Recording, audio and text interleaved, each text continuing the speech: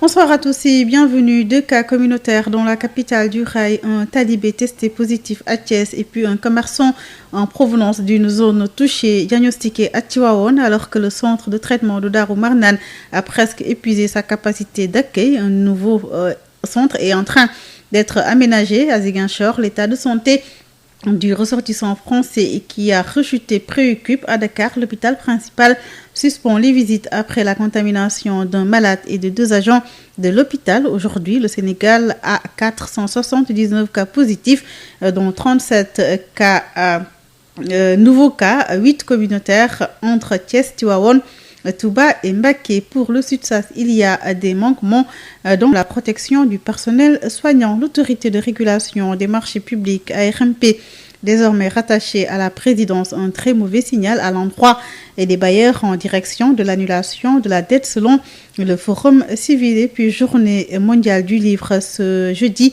Les acteurs dans la lutte contre le Covid-19 attirent cependant l'attention sur la nécessité de publier des livres en langue nationale. Info Éco avec Rapsa Elimanouane complète ce journal mis en œuvre par Hassan Dioune. 2 cas communautaires dans la région de Thiès. Il s'agit d'un talibé, mais aussi d'un commerçant en provenance d'une zone touchée, mais diagnostiquée à Tivaouane. Au moins plus de 70 personnes contacts ont été identifiées et mises en quarantaine à Thiès, selon le médecin-chef de région qui a fait face à la presse. Les autorités annoncent d'ailleurs des mesures de protection pour les enfants. Correspondance par Bakarndao. Après 3 semaines de répit, Thiès renoue avec le Covid-19. 2 cas communautaires en une seule journée. Le talibé testé positif d'un Dara et une 60aine de ses condisciples sont actuellement en confinement à Thiès, nous dit le médecin-chef de région, Elhaj Malik Ndiaye. C'est au 3e prélèvement que nous avons vu que le cas est revenu positif. Ce que nous avons fait depuis ce matin, c'est d'aller, parce que vous savez que les talibés sont des sujets qui sont très vulnérables. Nous avons tenu donc à les protéger. Ils sont une 60aine avec les responsables du Dara que nous avons mis en quarantaine dans un hôtel de la place. Pour le commerçant, convoyeur du premier cas du Covid-19 à Tivaouane, il est sous traitement actuellement à Diamniadio et 14 autres de ses contacts en confinement à Tivaouane. Dr Elhaj Malik Ndiaye est le médecin-chef de région de Thiès. Cas communautaire de Tivaouane, il s'agissait de 3 commerçants. Quand le préfet a été informé, il a demandé qu'on le mette tout de suite en quarantaine dans la maison où ils logeaient. Non seulement ces 3 personnes ont été mises en quarantaine, mais même la maison où ils logeaient, ils ont été mis en quarantaine. Ils ont été prélevés. Malheureusement, le prélèvement de l'un d'eux nous est revenu positif. Et hier nuit, nous les avons tous convoyés. D'abord convoyé le malade à Dakar pour prise en charge. Mais je dis que la personne qui a été testée positive ne présentait aucun signe. En fait, c'est dans nos procédures. Toute personne provenant d'une zone où la maladie sévit, quelquefois, on peut les suspecter et les prélever et envoyer à Dakar. La situation des enfants des Dara de Thiès inquiète au plus haut niveau le médecin-chef de région. Nous allons maintenant nous intéresser à tous les Dara qui sont dans la ville de Thiès et aussi à Tivaouane et à Hambourg. Nous savons par exemple qu'à Tivaouane, le calife a confiné avec ses propres moyens tous les talibés qui sont dans la ville de Tivaouane. Et là, vraiment, nous le remercions de cet acte parce que ça permet de protéger les talibés qui sont dans la ville de Tivaouane. Maintenant, pour ce qui concerne Thiès, nous allons nous atteler à essayer de voir comment soit renvoyer, en attendant que la maladie se termine, renvoyer les talibés chez leurs propres parents biologiques, en attendant que ce problème de santé se termine pour qu'ils puissent revenir. Déjà hier seulement, le préfet de Thiès annonçait la stratégie de retour des talibés dans leur foyer d'origine. Babacar Ndao, Thiès Sud FM. Le cas communautaire enregistré à Tivaouane est un marchand ambulant en provenance d'une zone touchée et c'est après dénonciation qu'il a été testé et déclaré positif. Nous y reviendrons. Le centre de traitement de Darou Marnane a presque atteint ses limites. 31 patients sont présentement pris en charge. Un nouveau site est en train d'être aménagé pour accueillir les malades. Correspondance de Tissé. Depuis l'apparition du premier cas de coronavirus à Touba, c'est le centre de santé de Darou Marnane qui accueille les malades. Ce lieu où a été reçu le Moudou infecté est fermé au public. Les populations environnantes avaient élevé la voix pour réclamer la délocalisation du centre de traitement afin qu'elles puissent reprendre leur seule structure sanitaire qui polarise plusieurs quartiers. Mais jusqu'à ce jour, le centre de Darou Marnane n'est pas libéré. alors que les autorités avaient annoncé la Touba. Un projet abandonné quelques jours plus tard. 2 autres sites ont été identifiés. Un problème d'espace a été évoqué par les techniciens qui ont finalement porté leur choix sur la polyclinique de Touba. Selon nos sources, des réaménagements sont en train d'être faits pour le rendre fonctionnel. Certains estiment que les autorités semblent faire du pilotage à vue car Touba, la deuxième ville du Sénégal en termes démographiques, qui est très touchée par la pandémie, devait disposer d'un centre de traitement adéquat dès les premiers jours. En tout cas, la multiplication des cas communautaires nécessite une accélération du processus, mais également un renforcement des mesures pour freiner la propagation du virus. Touti Sey Mbacké, Sud FM. Touti Sey, à Ziguinchor, l'état de santé du ressortissant français qui a rechuté préoccupe sérieusement. Ce cas particulier suscite une série d'interrogations dans la partie sud du pays. C'est avec Ignace Ndeye. Que cache réellement ce cas du ressortissant français qui a rechuté au Covid-19 ici à Ziguinchor? Cette interrogation est sur toutes les lèvres en ce moment dans la partie sud du pays. Guéri est sorti de l'hôpital il y a moins d'une semaine. Ce Français, installé dans la cité balnéaire du Cap Skirring à Boucotte-Diembéring, est revenu hier au centre de traitement de l'hôpital régional de Ziguinchor où il est interné. Un retour d'hospitalisation en moins d'une semaine qui préoccupe sérieusement. Son passage, ses contacts, le traçage est en train d'être effectué. D'ailleurs, sa femme de ménage est mise en quarantaine. Ce cas de Covid-19 du Français, un cas particulier. Rappelez qu'il a été interné une première fois pour avoir été testé positif. Ce Français interné était alors sous traitement jusqu'à sa sortie au centre de l'hôpital régional de Ziguinchor. Sa libération après un test négatif était même retardée par l'apparition de symptômes du Covid-19, ce qui a nécessité son maintien quelques jours de plus avant un deuxième test qui s'est avéré négatif. C'est alors qu'il a été libéré. Mais quelques jours après sa libération, des symptômes du Covid-19 réapparaissent et des prélèvements effectués chez lui, les tests reviennent positifs. D'où sa seconde hospitalisation. Si tous les autres patients guéris et libérés du centre de traitement de l'hôpital régional de Ziguinchor se portent à merveille, ce Français lui revient interné à l'hôpital. Une situation particulière de ce malade du Covid-19 ici à Ziguinchor qui suscite une série d'interrogations. A-t-il été contaminé une seconde fois? Pourquoi et comment? Ces questions qui taraudent tous les esprits en ce moment dans la cité balnéaire seront élucidées par les spécialistes de la santé qui s'affairent sur son cas. Ziguinchor, Ignace Ndeye, Sud FM. À l'hôpital principal, les visites auprès des malades sont suspendues après la contamination d'un patient hospitalisé et des agents de l'hôpital. Écoutons à ce propos Dr Sidi Massar Gueye, médecin-chef du SAMU municipal de Dakar. Il est joint par des Mariam Diaye. Je pense que dès le début, il fallait que les hôpitaux aussi s'y prennent très tôt, à l'instar de l'hôpital Fann.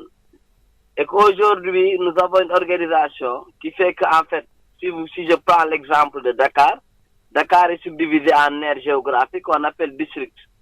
Et les districts, depuis le début, sont dans le combat. Je pense que les hôpitaux aussi, pour avoir une action concertée, une harmonisation de nos efforts, devaient s'approcher dès le début des différents districts.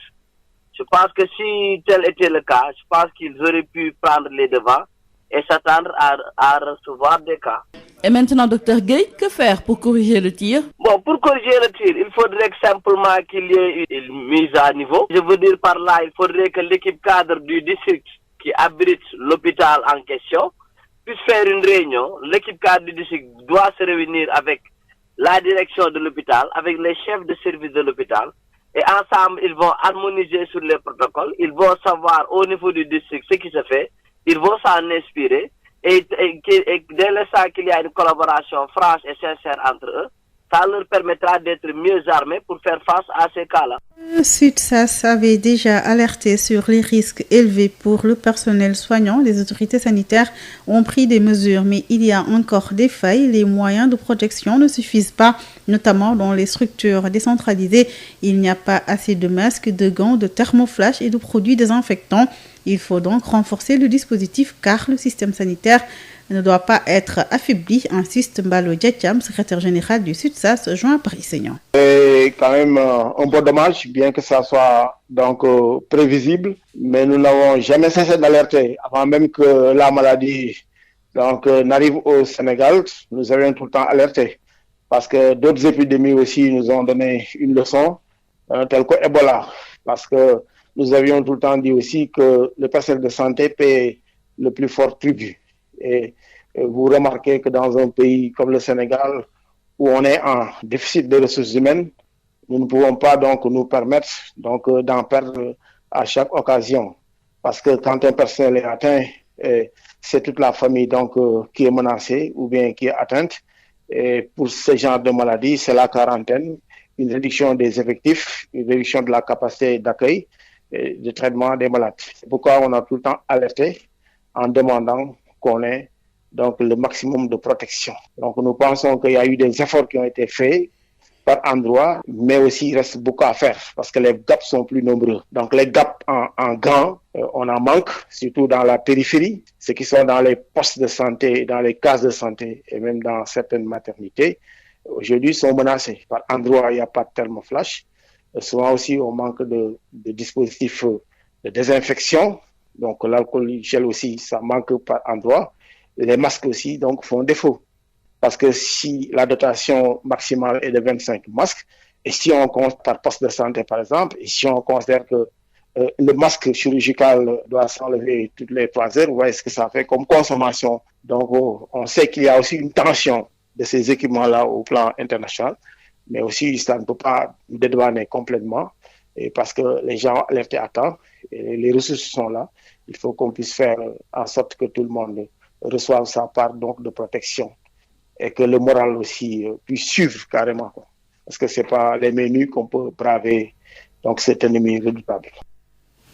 La situation du jour au Sénégal, le bilan grimpe à 479 cas déclarés positifs depuis le début de l'épidémie. 37 nouvelles contaminations ont été enregistrées ce jeudi, dont 29 cas contacts et 8 issus de la transmission communautaire identifiée à Touba, Mbacké, Tivaouane et Thiès. Voici le directeur de cabinet du ministre de la Santé et de l'Action sociale, Dr Aloyse Waly Diouf. Il fait le point. Numéro 53 de ce jeudi 23 avril 2020. Le ministère de la Santé et de l'Action sociale a reçu les résultats des examens virologiques ci-dessous. Sur 387 tests réalisés, 37 sont revenus positifs. Il s'agit de 29 cas contacts suivis par nos services, 8 cas issus de la transmission communautaire répartis comme suit: 5 à Touba, 1 à Mbacké, 1 à Tivaouane et 1 à Thiès.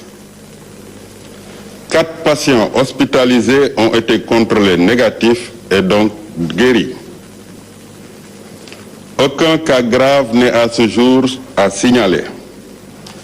L'état de santé des patients hospitalisés est stable.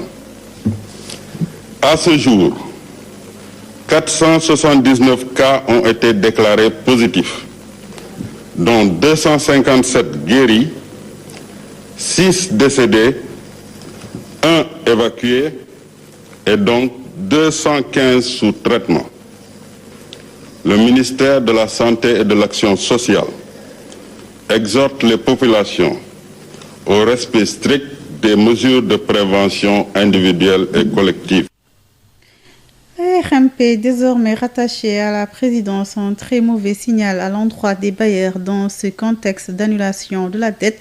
C'est le point de vue du coordonnateur du Forum civil qui est aussi revenu sur les nombreux conflits d'intérêts. Selon lui, il faut mettre un terme à cette démarche. Birahim Seck, joint après la Malick Ndiaye. C'est un mauvais signal, un très mauvais signal qui est lancé à l'endroit des partenaires techniques et financiers, que ce soit le FMI, la Banque mondiale et même le G20. Parce que dans un contexte où on parle d'annulation de la dette, où on pense amasser beaucoup d'argent, et que c'est dans ce contexte-là qu'on intègre l'autorité chargée de gérer et de réguler les marchés au niveau du Sénégal. En réalité, ce qui nous ramène à 20 ans ou 25 ans en arrière du temps de la Commission nationale des contrats de l'administration, où le contrôle des marchés était dans la sphère de la présidence de la République. Donc, je ne sais pas qu'est-ce qui a poussé le gouvernement à le faire, mais c'est un très mauvais signal dans un contexte où le président plaide au niveau africain et au niveau mondial pour une annulation de la dette. On constate qu'il y a beaucoup de conflits d'intérêts. Alors, comment y mettre un terme? La réponse est dans la question. Fondamentalement, il faudrait impérativement une loi sur les conflits d'intérêts. C'est ce que le Forum civil a toujours défendu depuis des années. Au Sénégal, on n'a pas une loi sur les conflits d'intérêts. On refuse d'aller fondamentalement vers la moralisation de la vie publique. On refuse de prendre les textes qu'il faut impérativement, je dirais de façon déterminante, pour régler la question non seulement des conflits d'intérêts, mais également pour régler la question du détournement, pour régler la question également de la justice dans sa globalité. Donc, c'est très simple, il faut une loi sur les conflits d'intérêts, il faut une réforme en profondeur de la justice. Journée mondiale du livre célébrée ce jeudi 23 avril dans ce contexte de confinement. Malgré les difficultés liées à la promotion du livre au Sénégal, la COMES, Convention nationale des éditeurs et écrivains du Sénégal, s'active tant bien que mal. Son président, Papa Samba Badji, indique qu'en dépit des constats faits sur la promotion du livre et de la lecture dans le pays, leurs membres accompagnent les populations dans la lutte contre le Covid-19 en publiant sur les réseaux sociaux des messages de sensibilisation. Papa Samba Badji avec Amadou Moustapha Dian. Les confrères à tous les niveaux ont essayé, chacun selon le talent dont il dispose, de faire soit un texte, soit une chronique. Je pense à Annie Lingay qui fait avec un talent extraordinaire la chronique du confiné. Je pense à ces jeunes poètes qui sont membres de la CONES qui ont déjà sorti une anthologie, qui n'est pas encore sortie, mais qui ont regroupé une anthologie par rapport à tous les slameurs et poètes qui devraient peut-être faire un texte par rapport à cette pandémie. Et les textes-là, c'est des textes de sensibilisation et qui essaient de prôner les gestes barrières et de faire en sorte que chacun prenne ses responsabilités où qu'il se situe par rapport à cette pandémie.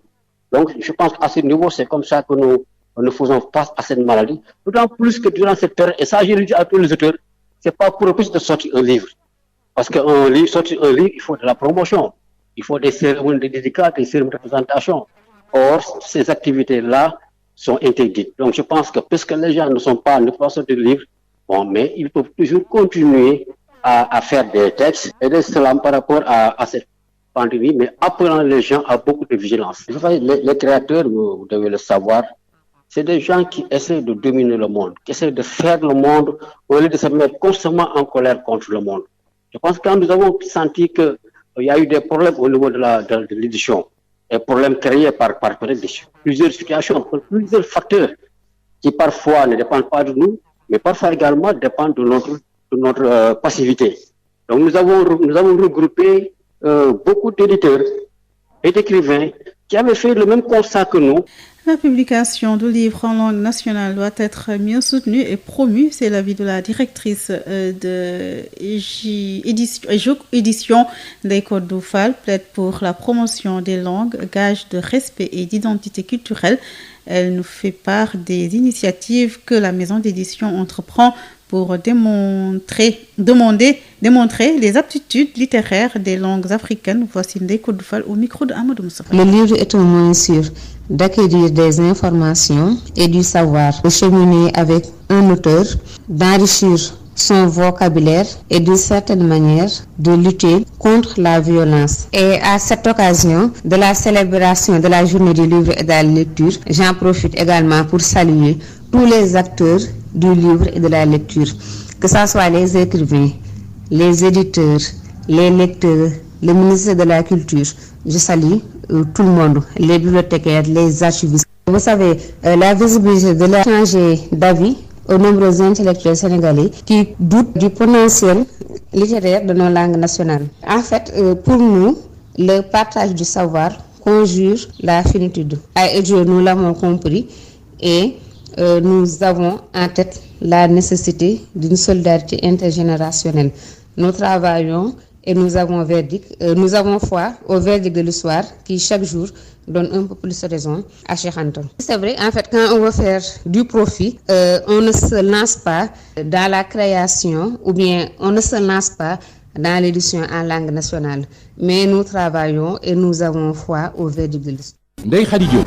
2 cas communautaires dans la capitale du rail. Un talibé testé positif à Thiès, un commerçant en provenance d'une zone touchée, diagnostiqué à Tivaouane, alors que le centre de traitement de Darou Marnane a presque épuisé sa capacité d'accueil. Un nouveau centre est en train d'être aménagé à Ziguinchor. L'état de santé du ressortissant français qui a rechuté préoccupe. À Dakar, l'hôpital principal suspend les visites auprès des malades après la contamination d'un patient et de quelques agents de l'hôpital. Aujourd'hui, le Sénégal a 479 cas positifs, dont 37 nouveaux cas, 8 communautaires entre Thiès, Tivaouane, Touba et Mbacké. Pour le Sud-Sas, il y a des manquements dans la protection du personnel soignant. L'autorité de régulation des marchés publics rattachée à la présidence, un très mauvais signal à l'endroit des bailleurs en perspective de l'annulation de la dette selon le Forum civil. Vous avez entendu le coordonnateur Birahim Seck. Journée mondiale du livre ce jeudi. Les acteurs dans la lutte contre le Covid-19 attirent toutefois l'attention sur la nécessité de publier des livres en langue nationale. Info Écho avec Rapsa Elimanouane a mis fin à cette édition mise en onde par Hassan Dioul. À la présentation Ndeye Khady Diop. Dans quelques instants, vous aurez votre émission Cauchemar d'entrepreneur avec Mariam Touré. Merci d'avoir suivi.